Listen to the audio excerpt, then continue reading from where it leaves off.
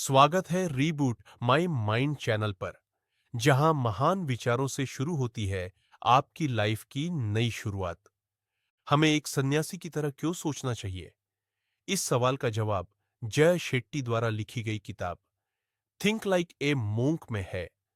2020 की best selling self help book Jay Shetty द्वारा लिखी गई book think like a monk में एंशिएंट विजडम और जे शेट्टी के व्यक्तिगत अनुभवों का एक संयोजन शामिल है, जो व्यक्तियों को अपने जीवन में एक भिक्षु मानसिकता को लागू करने में मदद करता है।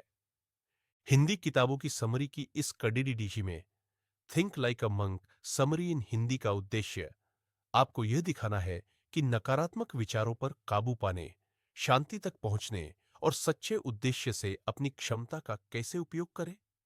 जय शेट्टी कहते हैं कि व्यस्त जीवन के लिए लेसन ऑफ द मंक को लागू करना चुनौतीपूर्ण हो सकता है, लेकिन वो सीख है जो जीवन में तनाव को कम करने, आत्म अनुशासन और ध्यान केंद्रित करने और आधुनिक दुनिया में रिश्तों को बनाए रखने के लिए सलाह और अभ्यास प्रदान करता है। आइडेंटिटी। जे लिखते हैं कि हमारी पहचान धूल में ढंके दर्पण की तरह है। हमें पता नहीं है कि हम कौन हैं, हम क्या बनना चाहते हैं, हम क्या चाहते हैं।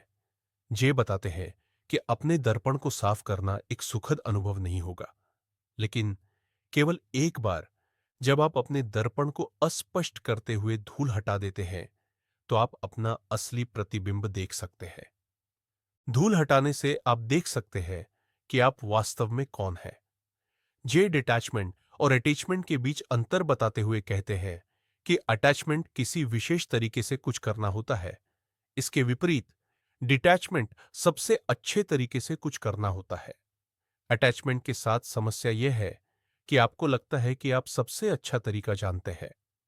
आपको उन मूल्यों के बारे में अधिक विचार विमर्श करने की आवश्यकता है जिनका आप अनुसरण करते हैं। हमारे मूल्य हमें जीवन में मार्गदर्शन करते हैं। जे कुछ विशेष फिल्म एक्टर्स हीथ लेजर और डैनियल डे लुइस का उदाहरण देते हैं। ये कलाकार फिल्म में जिस भूमिका को निभा रहे होते हैं, उसे बेहतर तरीके से अपनाने के लिए अभिनय के तरीके का इस्तेमाल करते हैं और उस कैरेक्टर इस प्रकार निभाते हैं कि कैरेक्टर को छोड़ने के बाद अक्सर खोए हुए महसूस करते हैं। दरअसल वे अपने इस कैरेक्टर की आइडेंटिटी को अपनाना शुरू कर देते हैं। Reboot my mind, her page एक नई दिशा। यदि आप अपने पर्पस के बजाय प्रोजेक्ट्स के आधार पर अपने जीवन का लगातार अनुसरण कर रहे हैं, तो इन प्रोजेक्ट्स के विफल होने पर आप खो जाएंगे। जब आप परियोजनाओं पर उद्देश्य चुनते हैं, तो आप अपनी अंतिम यात्रा के अंत में नहीं होते हैं। इसके बजाय आप शुरुआत में हैं जो आप बनने जा रहे हैं। नेगेटिविटी। हम अक्सर अपनी गलतियों पर खुद को कोसते हैं, खुद को डिमोटिवेट करते हैं।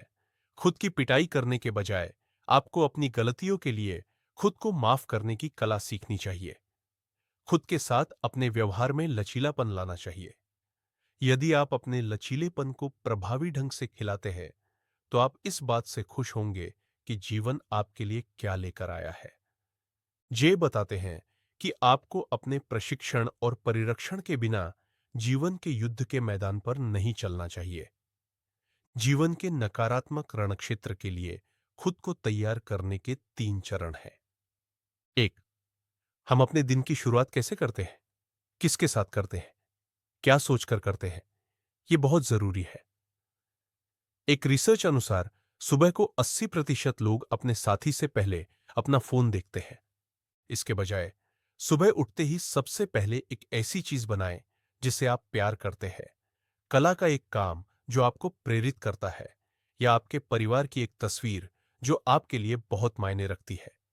इन चीजों को सुबह में पहली बार देखने से आपके अंदर अपने दिन की शुरुआत करने के लिए एक सकारात्मक ऊर्जा और उत्साह आता है। यह ऊर्जा और उत्साह पूरे दिन भर आपको नकारात्मक चीजों और चुनौतियों का सामना करने में मददगार होती है। इसके विपरीत पहले अपने फोन को देखने का मतलब है कि आप दूसरे लोगों के एजेंडों पर प्रतिक्रिया देकर अपना दिन शुरू करते हैं। 2, जे सूंघने की शक्ति की बात करता है। आप अपने दैनिक जीवन में सेंट या फिर इत्र का उपयोग करते हैं। मंदिरों में शांति और सकारात्मकता का सबसे बड़ा कारण वहां उपयोग में ली जाने वाली खुशबूदार चीजें जैसे चंदन, कस्तूरी, अगरबत्ती आदि होती है, जो सकारात्मकता और शांति बनाने में मदद करते हैं, जो आपको नकारात्मकता से बचाने में मदद करता है। 3. ये बात करता है कि कैसे अप्रासंगिक ध्वनियां आपके संज्ञानात्मक भार को बढ़ा सकती हैं। न्यूयॉर्क में रहते हुए जे बिना किसी वास्तविक कारण के थकावट महसूस करने लगा था। अकादमिक लेख पढ़ने के बाद उन्होंने जाना कि आपके वातावरण में अप्रासंगिक ध्वनियां होने से संज्ञानात्मक भार कैसे बढ़ सकता है। यदि आपके पास पृष्ठभूमि में समाचार है या पास ड्रिलिंग जोर से हो रही है, तो आप अपने संज्ञानात्मक भार का 80% बर्बाद कर रहे हैं। कोशिश करें और एक ऐसा वातावरण बनाएं जहां आप जानबूझकर ध्वनि पैदा कर रहे हों। उदाहरण के लिए, ऐसा संगीत चुनना जो आपको उत्थान दे और आपको ऊर्जा प्रदान करे। जब आप थोड़ा सीखते हैं, तो आपको लगता है कि आप बहुत कुछ जानते हैं, लेकिन जब आप बहुत कुछ सीखते हैं, तो आपको पता चलता है कि आप बहुत कम जानते हैं। Intention. The grass is greener when you are watering it. Jay Shetty. हम कोई भी काम करें, उस काम को लेकर आपका इरादा क्या है, यह बहुत जरूरी चीज है। सही काम के लिए गलत इरादा रखने से हम गलत रास्ते पर चल सकते हैं। जे कहते हैं कि हमेशा आपके इंटेंशन आपके एक्शन के साथ अलाइन होने चाहिए। अलाइन होने का अर्थ है सही तरीके से सही चीज की तलाश करना। सकारात्मक इरादा इतना शक्तिशाली है कि आप सही इरादे से गलत काम कर सकते हैं और फिर भी जहां आप होना चाहते हैं वहां पहुंच सकते हैं। Reboot my mind. Her page एक नई दिशा। आपको रुकने और सोचने की जरूरत है कि आप जो काम कर रहे हैं वह क्यों कर रहे हैं। एक बात हमेशा याद रखें कि बाहरी कारकों को अपनी आंतरिक खुशी को चलाने न दें। बाहरी कारकों को चलाने से आपकी खुशी का मतलब है कि आप अपनी खुशी किसी और के हाथों में डाल रहे हैं। आप अपनी खुशी पर अपना नियंत्रण छोड़ रहे हैं। रूटीन। सामान्य सुबह की दिनचर्या आपके दिन को सही तरीके से स्थापित करने के लिए महत्वपूर्ण है। जे बताते हैं कि एक शक्तिशाली दिनचर्या होना एक अविश्वसनीय दिन होने के लिए महत्वपूर्ण है। हालांकि जे का सुझाव नहीं है कि आपको कोई ऐसा व्यक्ति होना चाहिए जो सुबह सब कुछ हासिल करे। आपको सुबह घंटों काम करने या सुबह अपने जीवन के लक्ष्यों को प्राप्त करने की आवश्यकता नहीं है। इसके बावजूद जे कुछ सरल प्रथाओं की रूपरेखा तैयार करता है जिन्हें आप अपनी सुबह की दिनचर्या को सकारात्मक रूप से प्रभावित करने में मदद कर सकते हैं। अपने फोन को न देखें। जब आप सुबह अपने फोन को देखते हैं, तो आप पहले से ही संदेश और सूचना आने देते हैं और आपके दिमाग को ओवरराइड करते हैं। आप पहले से ही दिन भर में प्रतिक्रियाशील होने के लिए खुद को स्थापित कर रहे हैं। अपने अगले दिन की योजना रात से पहले बनाएं। जे बताते हैं कि लोग सुबह के दौरान निर्णय लेते हैं जो उनके दिन के बाकी हिस्सों को प्रभावित करेगा। उदाहरण के लिए, सुबह में हम तय करते हैं कि उस शाम को क्या पहनना, खाना और क्या करना है। हालांकि जे ने निर्णय थकान के खिलाफ कुछ चेतावनी दी। हम गलत निर्णय ले सकते हैं यदि हमें उस दिन की सुबह उन्हें बनाना है। इसलिए जे कल के बारे में आज सरल निर्णय लेने की सिफारिश करता है। यह दृष्टिकोण आपको कार्यालय में आने पर बड़े निर्णय लेने की अनुमति देगा, क्योंकि आपने सामान्य निर्णयों से निर्णय नहीं लिया है। अपने जीवन में समय को एकीकृत करें। जे टाइम का एक संक्षिप्त परिचय देता है। Reboot my mind. Her page एक नई दिशा। टी या थैंकफुलनेस। धन्यवाद। कोशिश करो और अपने जीवन में आपके पास मौजूद चीजों के लिए आभार प्रकट करें, क्योंकि वो आज आपके पास है, वह लाखों लोगों के पास नहीं है।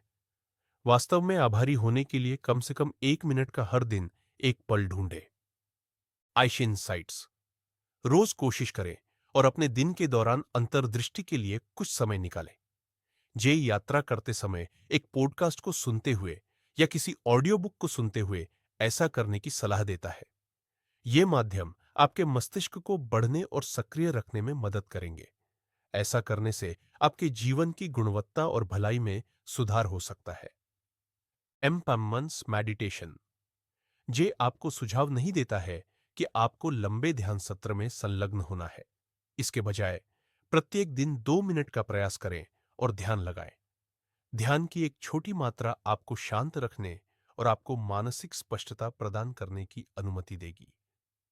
ये आप एक्सरसाइज हर सुबह केवल 15 मिनट का व्यायाम आपको जरूरत पड़ने पर ऊर्जावान महसूस करने में मदद करेगा।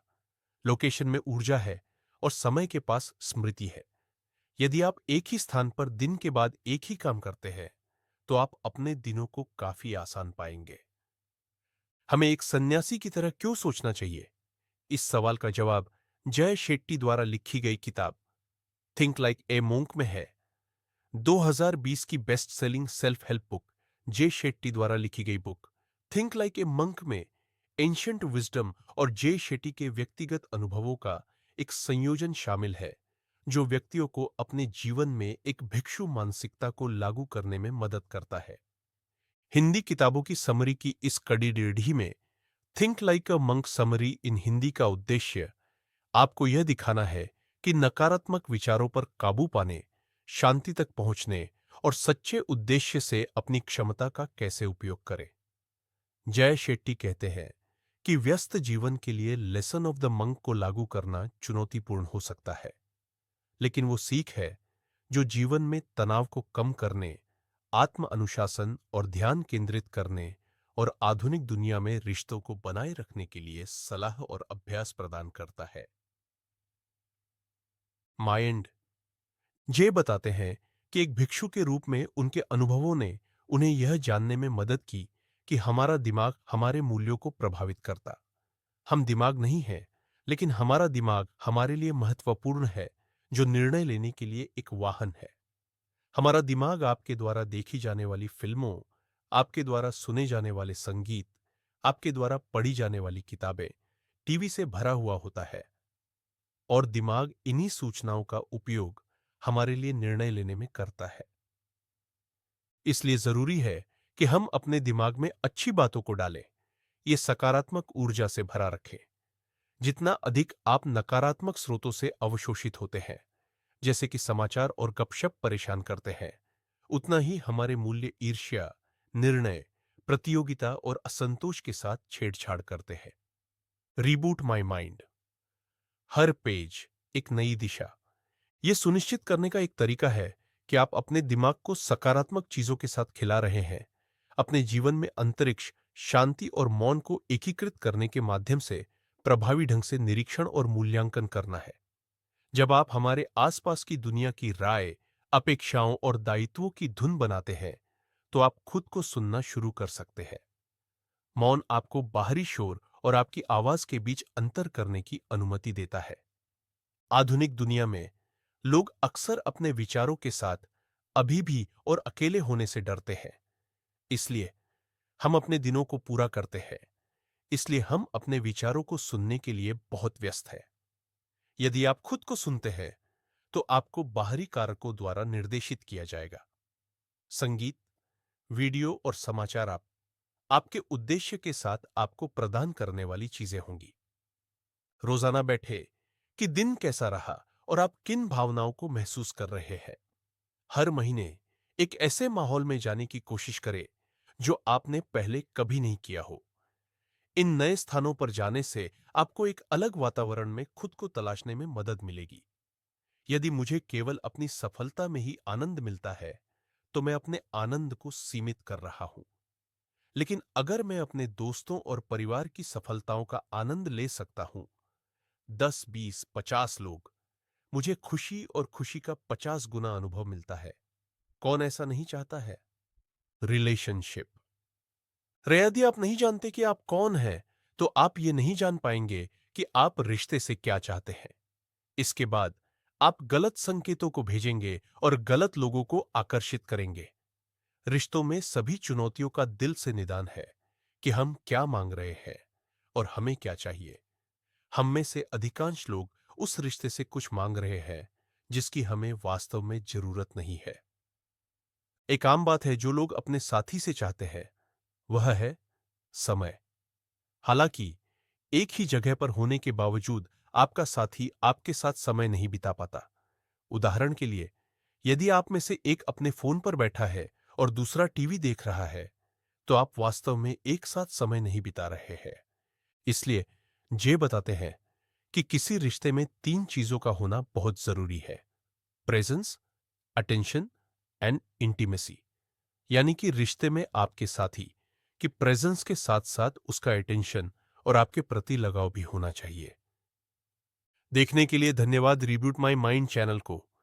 अगर इस समरी ने आपकी सोच में बदलाव लाया हो तो लाइक करें, शेयर करें और सब्सक्राइब करना न भूलें।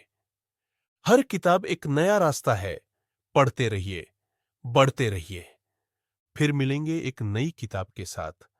तब तक अपने मन को रिब्यूट कीजिए और अपने जीवन को नया आकार दीजिए।